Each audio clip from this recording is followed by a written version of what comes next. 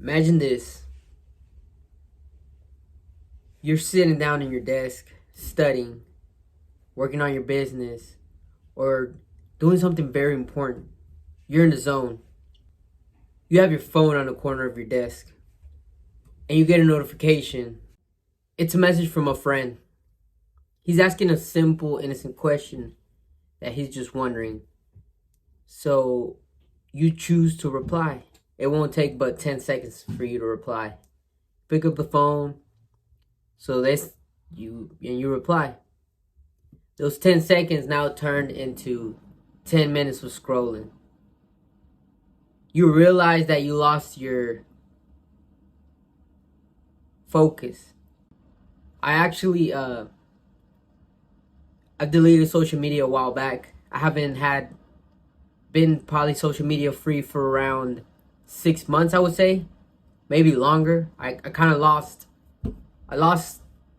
track. I don't keep count of those days. I don't keep track of the days or any of that. I just told myself I don't need it, and I feel a lot better. I feel a lot more focused. I feel like nothing is there itching me to go check at something, right? I feel a lot more focused. I feel a lot more smart. I feel I have more time to do healthy habits like reading or meditating or what so.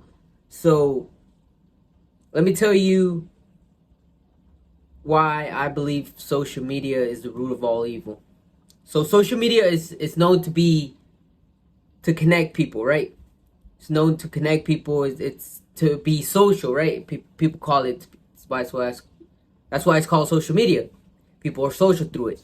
But actually, social media has actually made people less sociable in real life. If you were to walk around in school, in a high school, what are most kids doing?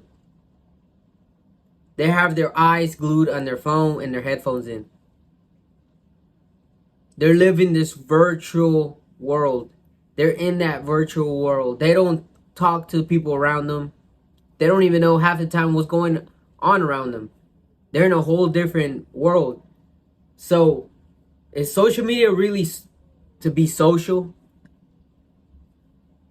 Or is it a format of entertainment that will keep your mind occupied and in check? I believe relationships suffer because of social media. I believe your work suffers because of social media. Your goals will suffer because of social media. Every aspect of it will suffer because of social media. That's an addiction that nobody talks about. Everybody talks about being an alcoholic or a drug addict or a porn addict or all this addictions for all these things, but nobody ever mentions addiction for social media, which I believe around 80% of the population have. Anywhere from the old generation to the new generation, these kids are getting raised with iPads. Their parents are not raising them anymore. They're actually getting raised by iPads and by social media, by what they watch. Do you even know what your kids are watching? Most of the parents don't even know. They just give them the iPad so that they could quit fussing. And then we're here seeing the results of that. School shootings, suicides all-time high, mental health all-time high. And the thing is that the media doesn't correlate this to social media. They will lie to you because they want you to be addicted to that. Because it's your attention that is valuable for these big tech companies. Because they could sell you anything. If they have your attention, they could sell you anything. Anything they want, they could sell it to you. But at what cost? At you losing a family member? At you being depressed because of social media? You're at the cost of your relationship? We as human beings, we are social creatures. If you think about thousands of years ago, we were in tribes. We needed to be social. It's engraved in us to be social. That's why we are seeing all these things happening nowadays, where there's school shooters, there's all-time high suicides, there's all these crazy things happening in this world because we're not social. We are not like how we used to, where we would get together around the campfire and socialize. How many families actually sit together to eat and talk about how their day went? It's very few. Very few families that actually still do that to this day. Most families, everybody eats in their room. All the young kids eat in their room. The dad's not even home. The mom is sometimes home, sometimes she's not. And when she is home, she's not present because of social media. And the thing is that this social media has been engraved in you subconsciously, which is the worst form.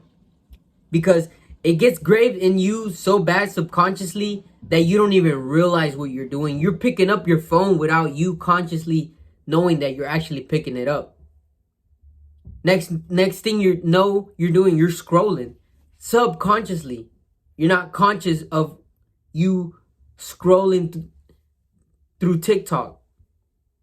And you're wasting all this time where you could be using that time to be productive. And the thing is that most people will defend social media so much. They will use they will argue with you every aspect of the positive side. They will tell you, I learned a lot from TikTok. If I need to find something, I just TikTok it. I look it up. They use it as a search engine. They defend it so much. They look at the very positive side where, oh, the news won't tell you what TikTok will tell you. Who the fuck gives a fuck? You're still broke. Your family is still struggling. Who gives a fuck what's going on in the world? And for you to sit there and defend social media when you're struggling yourself and they're profiting off of your attention, so who gives a fuck?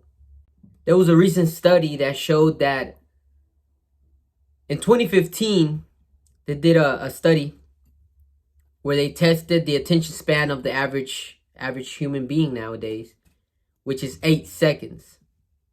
So you got 8 seconds to catch a person's attention until his mind wanders off. So most of the time you're even speaking to somebody, they're not even fully there.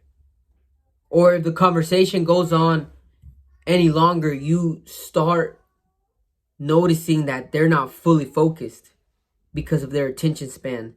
These people can't even read a book because of their attention span. Their attention span is so messed up because TikTok is training you to have a short attention span. How long is a TikTok? 10 seconds at most. And you won't even stay in that video for 10 seconds. You will go on to the next one because it didn't hit you with enough dopamine to keep you around.